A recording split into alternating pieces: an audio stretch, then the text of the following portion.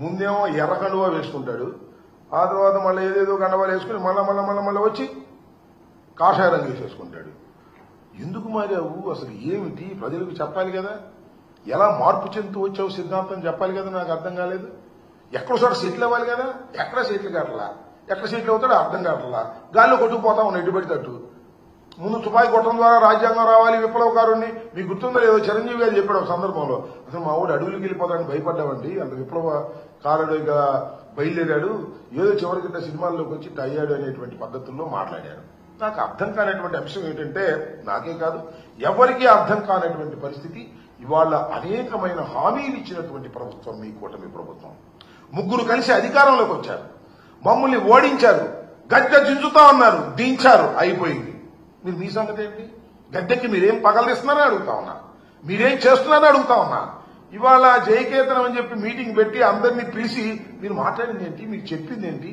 ఏమి అర్థం కానటువంటి ఒక అగమ్యం గోచరంగా ఇవాళ పవన్ కళ్యాణ్ గారు ప్రవర్తిస్తున్నాడు. ఆయనకి అసలు ఒక సిద్ధాంతమే లేదు. షణ్ముఖ వ్యూహం అని చెప్పేసి ఒక వ్యూహం నుంచి మరొక వ్యూహం, ఆ రకంగా ఊసర వెలిలాగా మారిపోతున్నారు. సెటిల్ కానటువంటి పరిస్థితి ఇవాళ కనిపిస్తా ఉంది. వాలంటీర్లు మోసం చేశారు.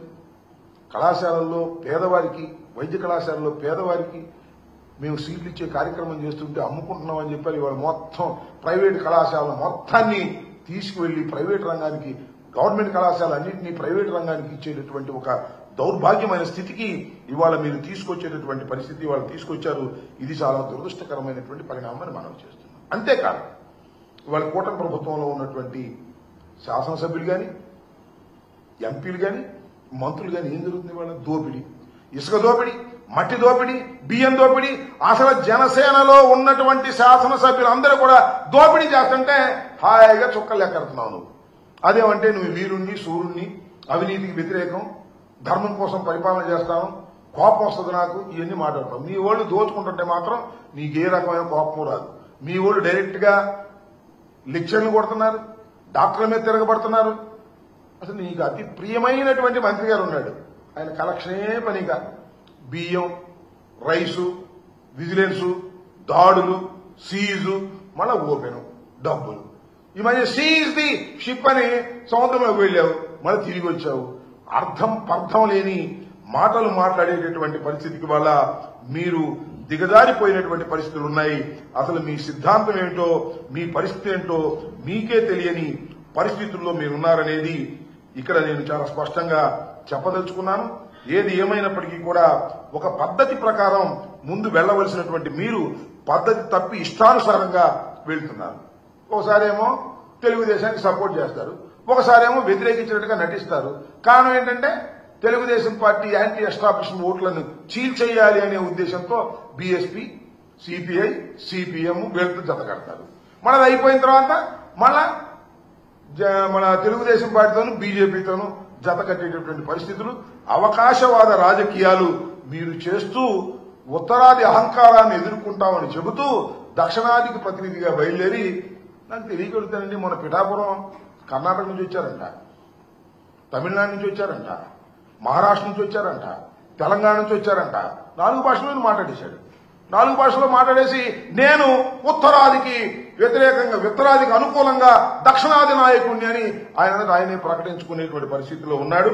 ఇది చాలా దురదృష్టకరమైనటువంటి పరిణామంతో పాటు మీకు గుర్తుందో లేదో, కుటుంబ రాజకీయాలేంటి, వారసత్వ రాజకీయాలేంటి, ప్రజల నుంచి పుట్టాలి నాయకులు అన్నాడు. నాకు అర్థం కాల, ఒకటి నుంచి ఒకటి పుట్టారని ఎవరు? అదేమంటే ప్రాణత్యాగం చేయడానికి నేను సిద్ధం అన్నాడు. ప్రాణత్యాగం చేయడానికి సిద్ధం అంటాడు, ఎమ్మెల్సీ సీటు ఖాళీ అయితే మాత్రం అన్నగించుకుంటాడు. ఏంది ఇలాంటి అవకాశవాద రాజకీయాలు చేస్తున్నటువంటి వ్యక్తి ఇవాళ పవన్ కళ్యాణ్ గారు. పిఠాపురం సాక్షిగా ఇవన్నీ నిరూపణ అయినాయని కూడా ఈ సందర్భంగా నేను చెప్పదలుచుకున్నాను. ఇకపోతే ఇక వేదిక మీదండి చాలా మంది మాట్లాడారు. ముఖ్యంగా మా పార్టీ నుంచి వెళ్ళిన వాళ్ళు ఉన్నారు కొంతమంది.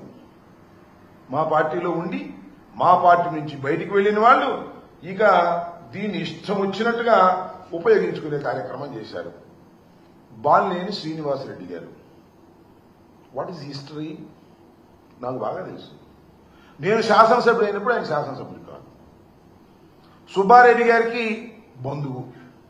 అందువల్ల వైఎస్ఆర్ కాంగ్రెస్ పార్టీలోనూ ప్రిఫరెన్స్ ఇస్తే రాజకీయాల్లోకి వచ్చి ఎదిగి పెద్దవాడై మొత్తం రాజకీయాలని చేసి ఇవాళ అలిగి వెళ్లి ఆయన దగ్గర చేరాడు. చేరావు పో, మాకేం అభ్యంతరం లేదు. రాజకీయం అధికారం కోసం పార్టీలు మారేవాళ్ళు 300 మంది చూసాం, దానిలో నువ్వు ఒకటివి. వాడు అంటాడైనా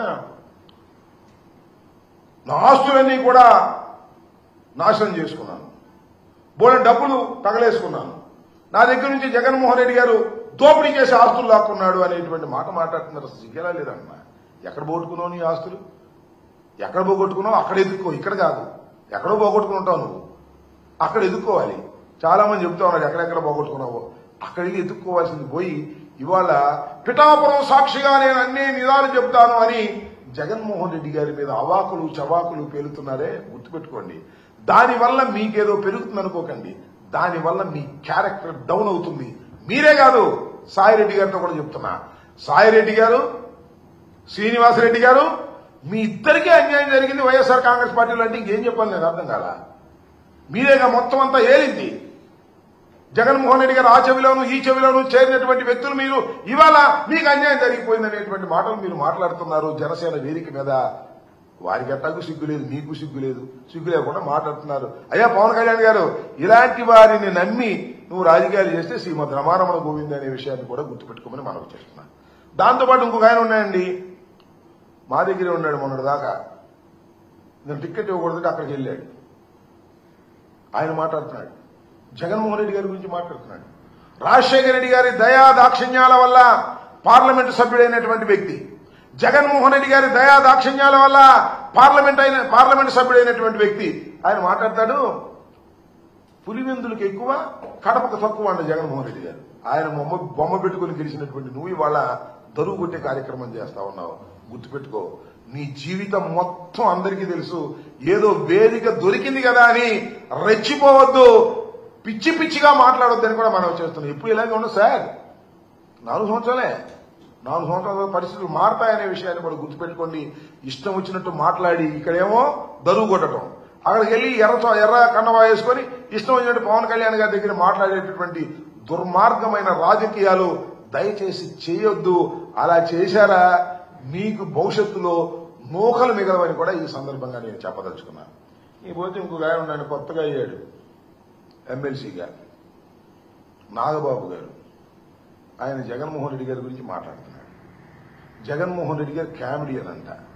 మరి ఈయనేంటో నాకు అర్థం కాల. అయ్యా, నువ్వు, మీ అన్న, మీ తమ్ముడు ముగ్గురు రాజకీయాల్లోకి వచ్చారు. మీ అన్న అట్ట చేసి కాంగ్రెస్ చేరి కేంద్ర మంత్రి అయ్యాడు. నువ్వేమో మీ అన్న, మీ తమ్ముడు పవన్ కళ్యాణ్ గారు 16 సంవత్సరాలైంది శాసనసభకు రావడానికి టైం పట్టింది. అది కూడా ఏంటి, చంద్రబాబు నాయుడు గారు సంకెక్కితే